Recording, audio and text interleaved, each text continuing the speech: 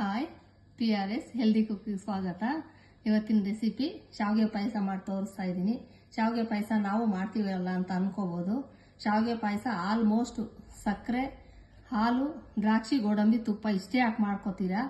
ಈ ತರನು ಒಂದ್ಸಲ ಮಾಡ್ಕೊಂಡು ನೋಡಿ, ಸಖತ್ತಾಗಿ ಬರುತ್ತೆ. ಡಿಫ್ರೆಂಟ್ ಆಗಿರುತ್ತೆ ಪಾಯಸ, ಸ್ವಲ್ಪನೂ ಉಳಿಯಲ್ಲ, ಅಷ್ಟು ಚೆನ್ನಾಗಿ ಬರುತ್ತೆ ಪಾಯಸ. ಇದಕ್ಕೆ ಬೇಕಾಗಿರೋಂಥ ಐಟಮ್ಸ್ ಇಲ್ಲಿ ಇಟ್ಟಿದ್ದೀನಿ, ನೋಡ್ಕೊಳ್ಳಿ. ಶಾವಿಗೆ, ಸಕ್ಕರೆ ಹಾಕಬೇಡಿ, ಬೆಲ್ಲ, ದ್ರಾಕ್ಷಿ, ಗೋಡಂಬಿ, ಗಸಗಸೆ, ಒಂದು 3 ರಿಂದ 4 ಏಲಕ್ಕಿ, ಒಣಗಿದ ಕೊಬ್ಬರಿ, ಹಾಲು ಇಷ್ಟು ಹಾಕ್ಬಿಟ್ಟು ಹೇಗೆ ಮಾಡೋದಂತ ಹೇಳ್ತೀನಿ. ಸ್ವಲ್ಪ ಡಿಫ್ರೆಂಟ್ ಆಗಿರುತ್ತೆ, ತುಂಬಾ ಚೆನ್ನಾಗಿ ಬರುತ್ತೆ. ಯಾಕಂದ್ರೆ ಯಾವಾಗಲೂ ಅದನ್ನೇ ಮಾಡಿ ತಿಂತಾ ಇರ್ತೀರಲ್ವಾ, ಇದನ್ನು ಒಂದ್ಸಲ ಟ್ರೈ ಮಾಡಿ ನೋಡಿ, ಅದನ್ನ ಬಿಟ್ಟೇ ಬಿಡ್ತೀರಾ, ಅಷ್ಟು ಚೆನ್ನಾಗಿ ಬರುತ್ತೆ. ಹೇಗೆ ಮಾಡೋದಂತ ಹೇಳ್ಕೊಡ್ತೀನಿ, ನೋಡ್ಕೊಳ್ಳಿರಂತೆ ಬನ್ನಿ. ನೋಡಿ, ಬಾಣಲಿ ಇಟ್ಟಿದ್ದೀನಿ. ಶಾವಿಗೆನ ಸ್ವಲ್ಪ ಸೀಡ್ಸ್ಕೊಳ್ದಿರ ತಳ ಒತ್ತುದಿರ ಚೆನ್ನಾಗಿ ಸ್ವಲ್ಪ ಒಳ್ಳೆ ಅದಕ್ಕೆ ಬರೋ ತರ ಹುರ್ಕೊಳ್ಳಿ. ಎಷ್ಟು ಅದಕ್ಕೆ ಬರ್ಬೇಕಂತ ತೋರಿಸ್ತೀನಿ, ನೋಡ್ಕೊಳ್ಳಿ. ನೋಡಿ, ಈ ಅದಕ್ಕೆ ಶಾವಿಗೆ ಚೆನ್ನಾಗಿ ಹುರ್ಕೊಂಡ್ಬಿಡಿ.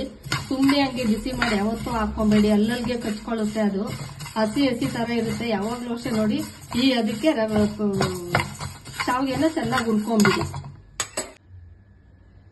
ನೋಡಿ, ಕೊಬ್ಬರಿ ಮಿಕ್ಸಿ ಜಾರ್ಗೆ ಹಾಕ್ತಾ ಇದ್ದೀನಿ. ಏಲಕ್ಕಿನೂ ಅದ್ರ ಜೊತೆಗೆ ಹಾಕೊಂಡ್ಬಿಟ್ಟು ಚೆನ್ನಾಗಿ ರುಬ್ಕೊಂಡ್ಬಿಡೋಣ. ಒಂದು ರೌಂಡ್ ಚೆನ್ನಾಗಿ ರುಬ್ಕೊಂಡ್ಬಿಡೋಣ. ಒಂದು ಕಾಲ್ ಕಪ್ ಅಷ್ಟು ನೀರು ಮಿಕ್ಸ್ ಮಾಡ್ಕೊತಾ ಇದ್ದೀನಿ. ನುಣ್ಣಗೆ ರುಬ್ಕೊಂಡ್ಬಿಡಿ.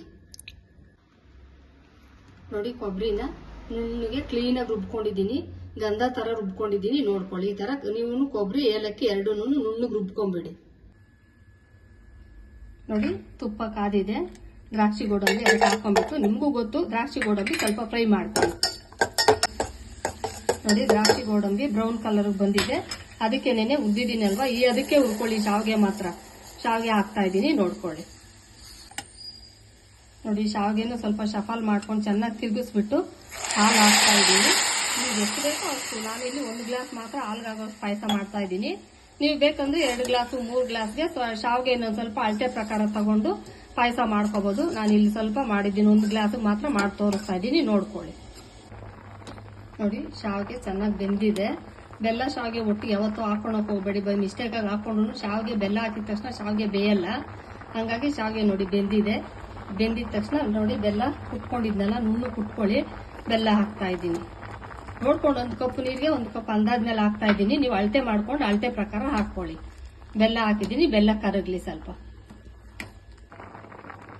ನೋಡಿ, ಬೆಲ್ಲ ಕರಗಿದೆ, ಚೆನ್ನಾಗಿ ಕುದೀತಾ ಇದೆ. ಕೊಬ್ಬರಿ ರುಬ್ಕೊಂಡಿದ್ದಲ್ಲ, ಕೊಬ್ಬರಿ ಚೆನ್ನಾಗಿ ಗಂಧ ತರ ರುಬ್ಕೊಳ್ಳಿ. ನೋಡಿ, ಮಿಕ್ಸ್ ಮಾಡ್ತಾ ಇದ್ದೀನಿ.